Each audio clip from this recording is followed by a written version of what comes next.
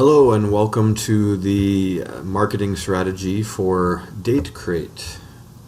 I'd like to start off by introducing the key players in this project, being myself, Neil McVicker, who is the acting president and CEO, Ashley Brewer is our scribe, general pep squad, and maker of things. Last but not least, we have Aaron Doy, who is our researcher, supporter, and ideas guy. Taking a quick look at our agenda, I'll be doing an overview of DateCrate. We'll be discussing segmentation, targeting, and positioning.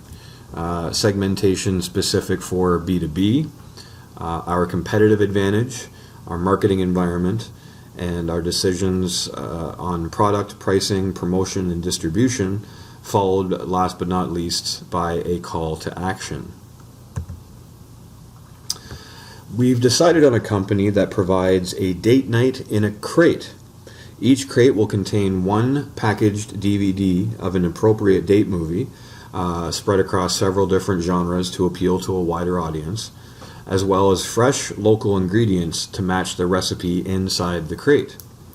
Each recipe will have a relevance to the movie, whether it was eaten, discussed, or referenced on screen in some way.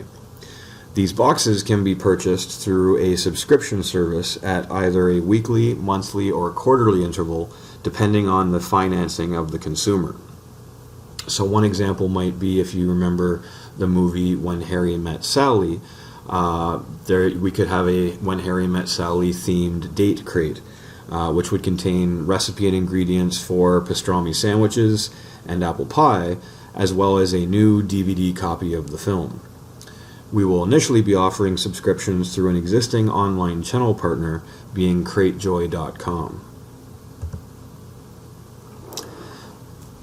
Since this is a small business in a niche market based online, we think setting goals to be recognized as a quality service online is important.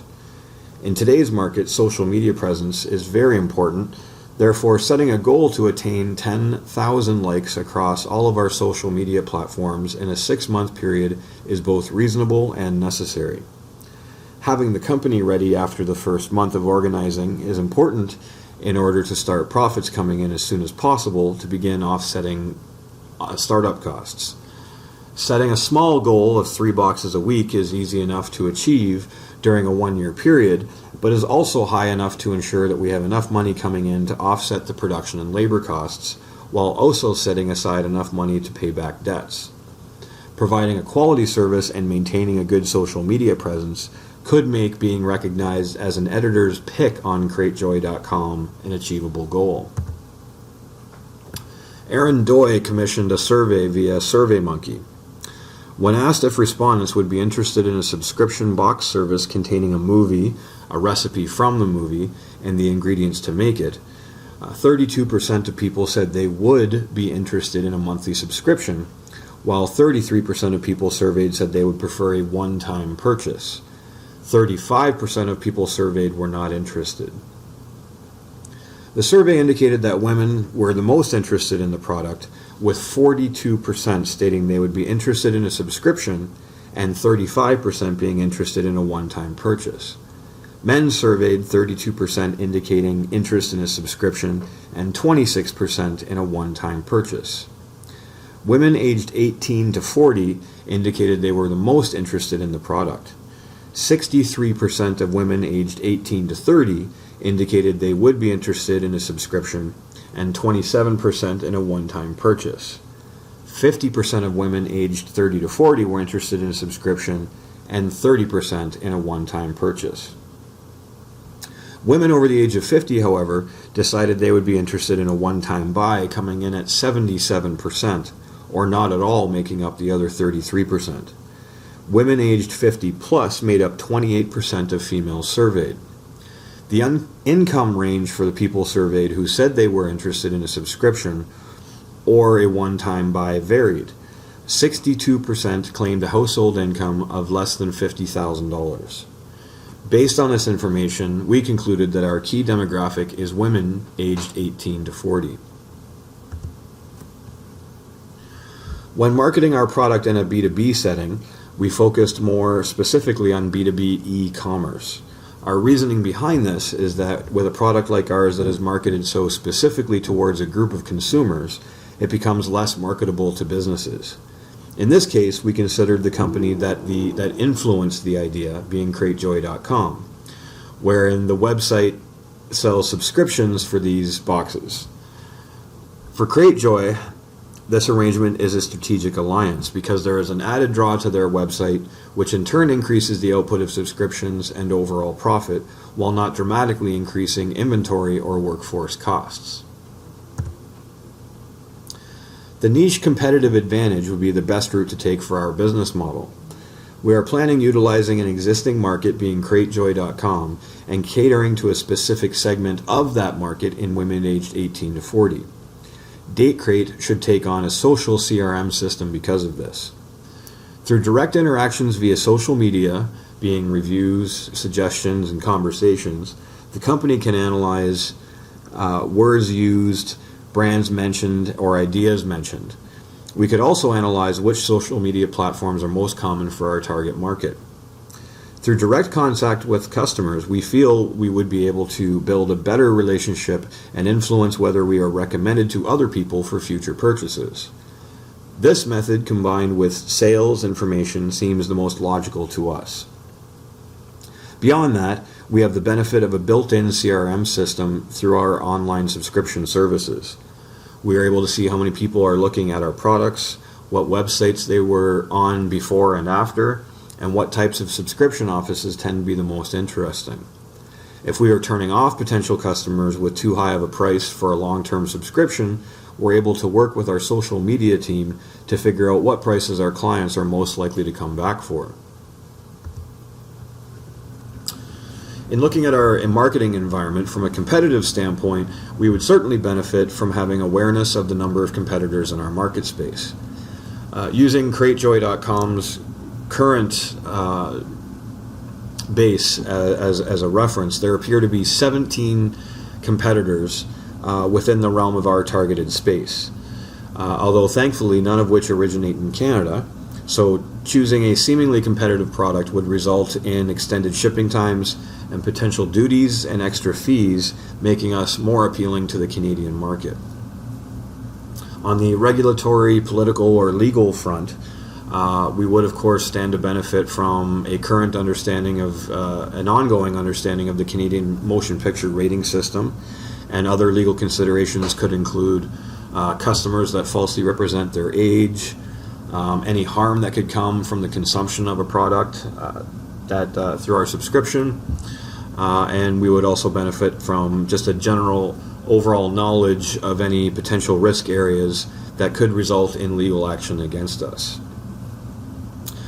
From an economic reference, we could use StatsCan, which will help us keep up to date with the discretionary spending habits of our target market. And on the social front, we would benefit from being aware of the ethnic diversity that composes our target market, which can also be obtained through StatsCan. On the technological front, since we'll initially be offering exclusively DVD copy formats of the films, we could also benefit from information pertaining to the evident decline of DVD player sales, since it's no longer the most commonly used media. We believe that our product, DateCrate, to be a specialty product.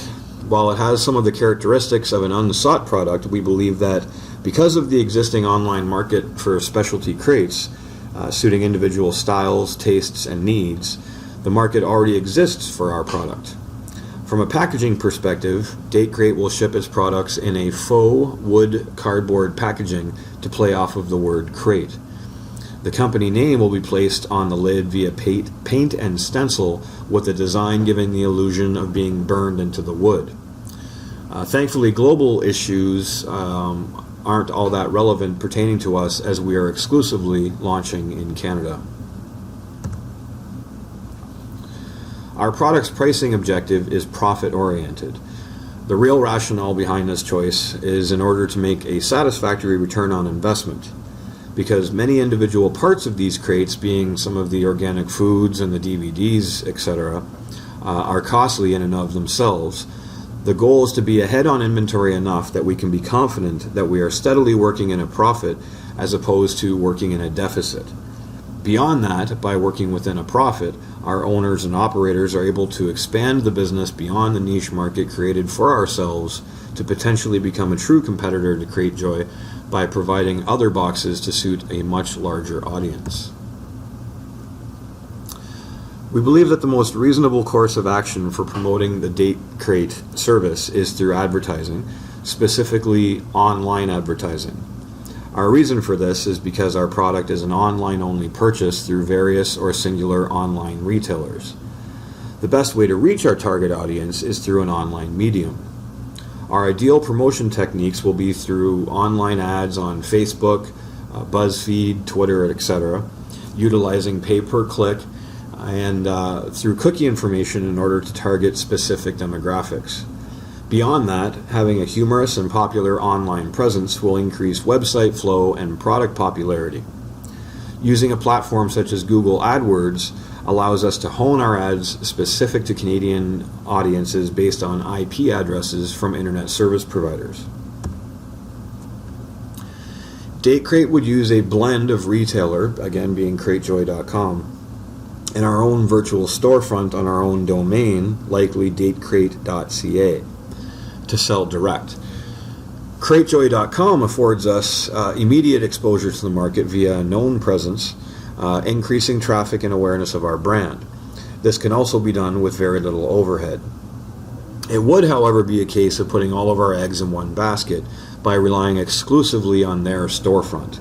It might also be considered a waste of marketing efforts and expenses to drive traffic to the Cratejoy storefront where we have no control over the content aside from our own listing. Searches can also easily lead customers away from our offering. For this reason, we'd also offer direct sales via our own domain, and marketing efforts would focus on driving traffic to our domain over the Cratejoy.com storefront. And last but not least, our call to action to anyone watching this video. I'd like to think that you've seen here something that you can invest in. We have a fast plan to realize ROI. We believe that we have a niche product in a growing online industry and that has a built-in market through Cratejoy as an existing retailer. And this is your opportunity to get in on the ground floor, so when the next big crate idea comes along, you aren't left out of the profits. So that's it for our presentation today. Once again, on behalf of myself, Ashley and Aaron, I'd like to thank you very much for your time. And there's a nice little picture from Ashley, and thank you from all of us.